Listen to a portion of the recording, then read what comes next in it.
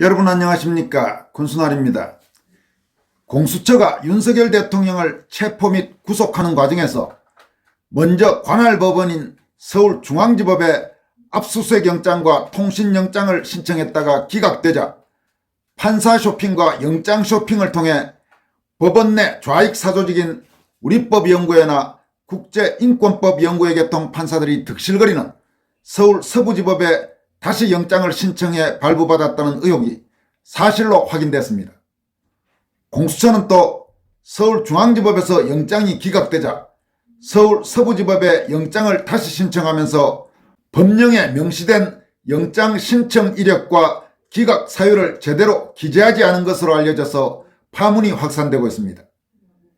윤석열 대통령 변호인단은 21일 긴급 기자회견을 열고 고위공직자 범죄수사처 즉 공수처가 대통령 관련 영장 청구 및 기각 사실을 은폐하고 관할 법원을 변경하며 위법 수사를 자행했다고 공개하면서 법원에 윤 대통령의 즉각 석방을 촉구했습니다. 윤곽근 변호사 등 윤 대통령 법률대리인단은 기자회견에서 최근 확보한 방대한 수사 기록을 근거로 공수처가 윤 대통령을 상대로 서울중앙지법에 압수수색 영장과 통신영장을 신청했다가 기각된 사실을 확인했다고 밝혔습니다. 대통령 측 법률대리인단이 입수한 자료에 따르면 공수처는 지난 2024년 12월 6일 윤석열 대통령을 피의자로 명시한 압수수색 영장과 통신영장을 서울중앙지법에 청구했다가 같은 날 모두 기각된 것으로 나타났습니다. 그러나 공수처는 이 같은 사실을 공식적으로 부인한 바 있어 파장이 예상됩니다. 앞서 국민의힘 주진우 의원은 공수처의 서면 질의를 통해 윤석열 대통령 관련 체포영장 외에 압수수색 영장과 통신영장을 중앙지법에 청구한 사실이 있는가라고 물었고 공수처는 이에 대해 서울중앙지법에 윤 대통령 영장을 청구한 사실이 없다고 답변했습니다. 그러나 대통령 측 법률대리인단이 추가로 확인한 수사 기록을 통해 이 같은 공수처의 공식 답변이 사실과 다르다는 것이 밝혀진 셈입니다.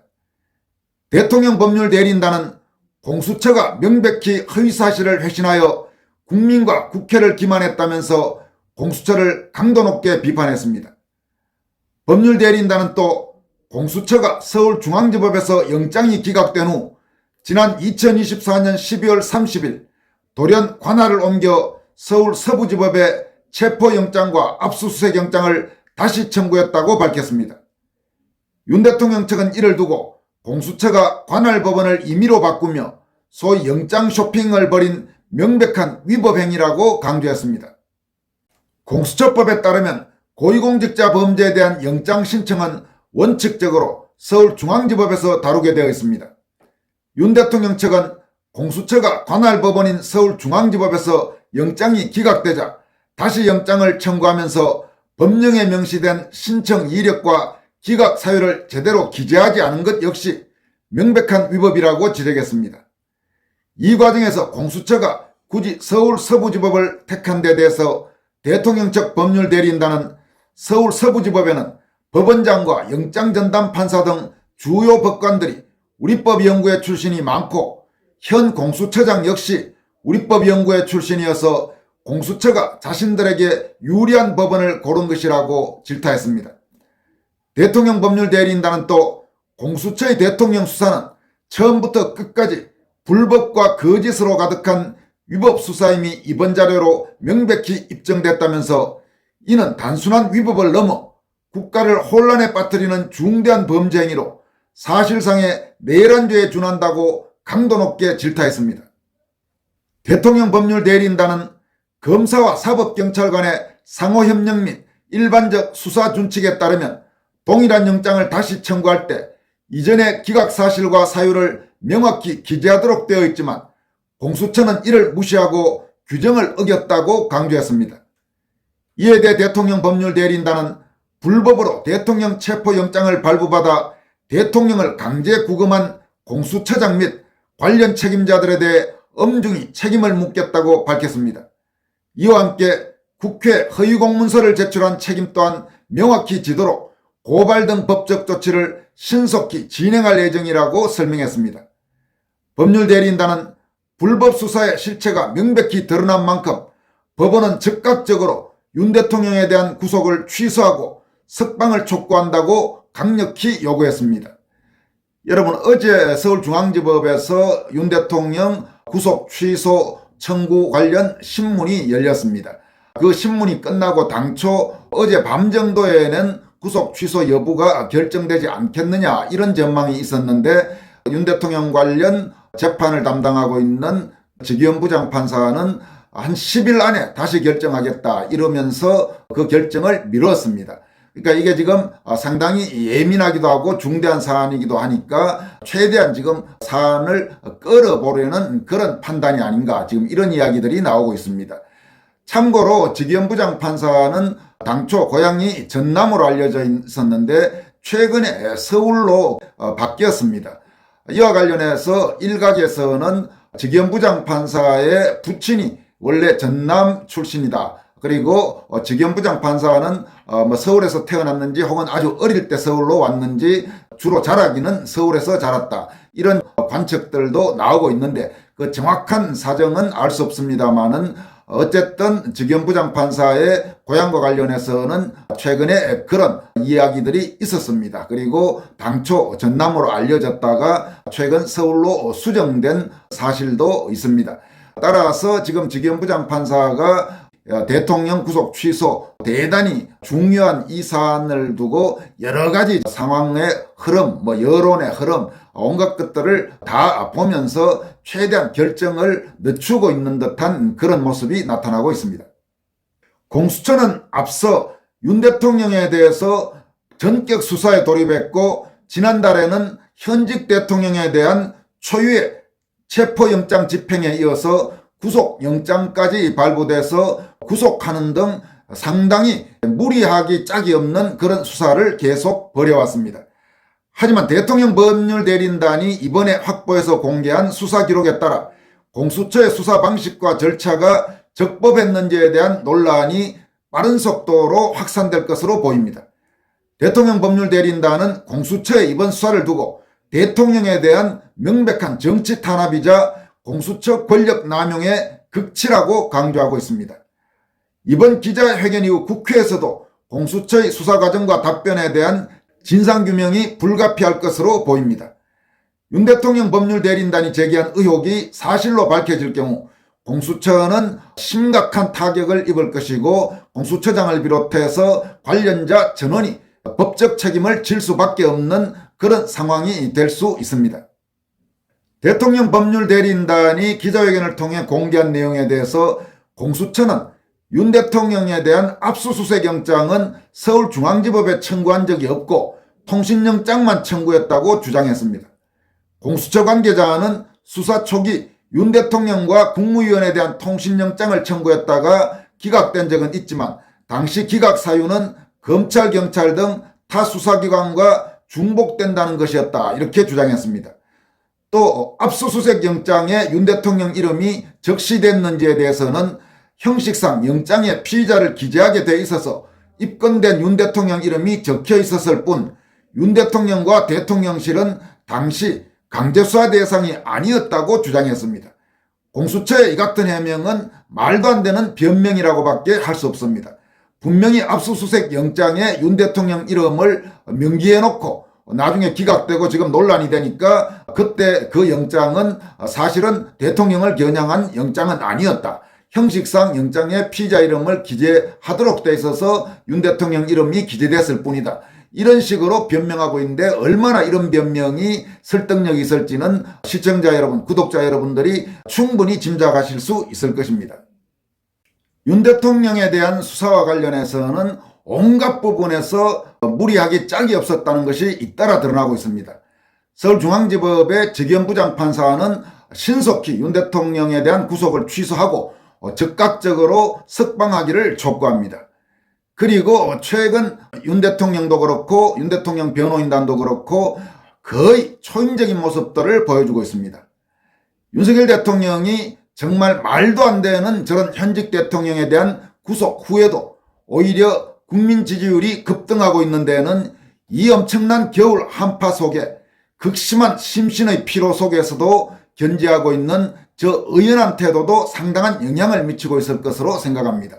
실제로 아시는 분들은 아시겠지만 윤 대통령은 지금 몸도 그리 좋지 않은 좀 아픈 상태입니다. 그런데도 전혀 흐트러지지 않는 모습을 보여주면서 국민들과 함께 이 어려운 상황을 극복하고 또 그런 과정에서 지금까지 대한민국이 얼마나 썩어 빠져 문드러졌는지를 모르고 있었던 상당수 국민들을 일깨우는 그야말로 국민 계몽을 하고 있는 그 모습들을 보면서 윤 대통령에 대한 평가를 다시 하는 사람이 한두 명이 아닐 것입니다. 사람은 큰 어려움에 처했을 때 그 진면목이 나온다고 합니다. 나도 이번에 사실 윤 대통령을 다시 봤습니다. 이어서 전해드릴 내용은 한국사 분야 일타 강사인 전한길 씨, 최근 급격하게 국민적 인지도가 높아지고 있고 윤 대통령 탄핵 정국 과정에서 많은 국민들을 일깨우고 있는, 그래서 바람을 바꾸고 있는 그 전한길 강사가 좌익성향 역사 강사죠. 황현필 씨에 대해서 따끔한 일침을 가한 내용을 소개해 드리도록 하겠습니다. 황현필 씨는 최근 자신이 과거 말했던 6.25 관련 발언들과 관련해서 전한길 강사가 황현필 강사를 비판하자 황현필 강사가 전한길 강사에게 소위 TV 토론을 제안해 왔습니다. 이에 대해 전한길 씨는 황현필 씨의 TV 토론 제안에 대한 전한길의 답변이라면서 다음과 같이 밝혔습니다. 황현필 강사가 자신이 내뱉은 6.25 관련 멘트를 가지고 저에게 TV 토론을 제안해 왔습니다. 지난번 이준석처럼 괜히 전한길 이름을 걸고 넘어져서 자신들을 언론에 노출시키고 싶어하는 듯 해서 그냥 무시하고 무대응 전략으로 조용히 넘어가려고 했습니다. 그런데 오마이뉴스 방송에 출연해서 자신이 한 말에 대해서 교묘하게 정당화하고는 가만히 있는 전한길이 뭘 잘못한 것처럼 거짓말을 하는 것을 봤습니다. 그래서 사실관계는 바로잡고 가야 다음에는 또 다른 거짓말을 안 하리라 생각하고 팩트체크해드리고 TV토론 제안에 대한 답변으로 대신합니다. 전한길 씨는 먼저 이렇게 밝힌 뒤 다음과 같이 황현필 씨를 따끔하게 나무랍니다. 황현필이 제안한 주제는 TV토론의 주제가 아닙니다. 우리에게 주어진 문제는 보통 사실 문제와 가치 문제로 구분됩니다. 사실 문제는 객관적인 사실의 진위 여부, 존재의 유무를 다루는 문제이고, 예를 들어 한국의 수도는 어디인가, 물은 몇 도에 끓는가, 이런 문제이고, 가치 문제는 말 그대로 인간의 주관적인 가치와 판단을 다루는 문제로서 어떤 것이 바람직한 것인가, 예를 들어 개헌을 해야 하나 말아야 하나, 한다면 대통령제와 내각 책임제 중 어느 것이 더 바람직한가와 같이 절대적인 정답이 없는 문제가 바로 가치 문제입니다.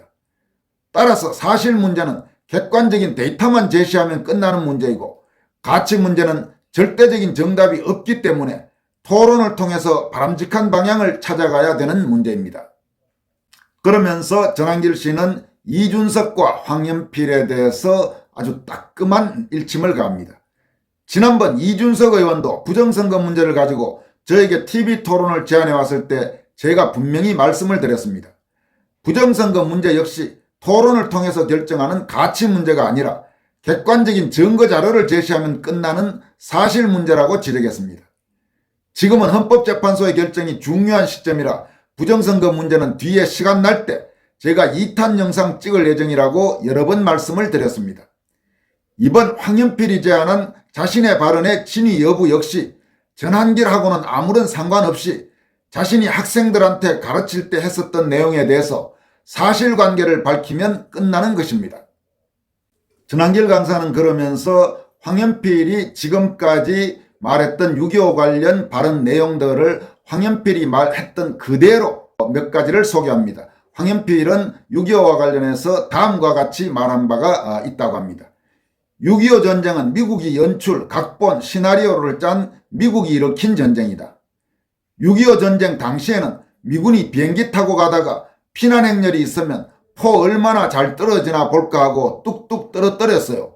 사람 취급을 못 받은 민족이었다. 현대사를 공부하는 가장 큰 목적과 의의는 성숙한 반미의식을 키우기 위한 것이다. 천안함 피격 사건은 MB정부의 조작이고 만약 북소행이라면 내 손을 자르겠다. 이렇게 황현필이 이야기했던 말들, 그 주장들을 그대로 소개한 뒤 다음과 같이 전한길 시인은 말합니다. 상기 자신의 발언들이 유튜브에 박제되어서 많이 돌아다니고 있으니 그것에 대해서 자신이 그런 말을 했는지 안 했는지 밝히면 끝나는 것이고 안 했다면 허위사실이라고 당사자들에게 조치하면 끝나는 것입니다. 전한길 씨는 그러면서 전한길은 황현필 영상을 한 번도 복사해서 옮긴 적이 없다 이렇게 덧붙였습니다. 자신이 한 말에 대해서 스스로 검증하면 끝나는 것인데 왜 전한길을 자꾸 끌어들이는지 도무지 이해가 되지 않습니다. 황현필은 고등학교 때 배웠던 사실 문제와 가치 문제를 구분 못하는 듯합니다. 끝으로 이제 상기와 같이 자신이 한 멘트를 자신이 밝히면 끝나는 것이니 자신의 영상 멘트와 아무 상관도 없는 전한길에 대해서는 향후 다시는 언급하지 말기를 바랍니다. 이렇게 따끔하게 황현필을 나무랐습니다. 전한길과 황현필의 이 공방, 전한길의 완성이라고 생각하는데 여러분들은 어떻게 생각하십니까? 지금까지 권순할TV였습니다. 고맙습니다.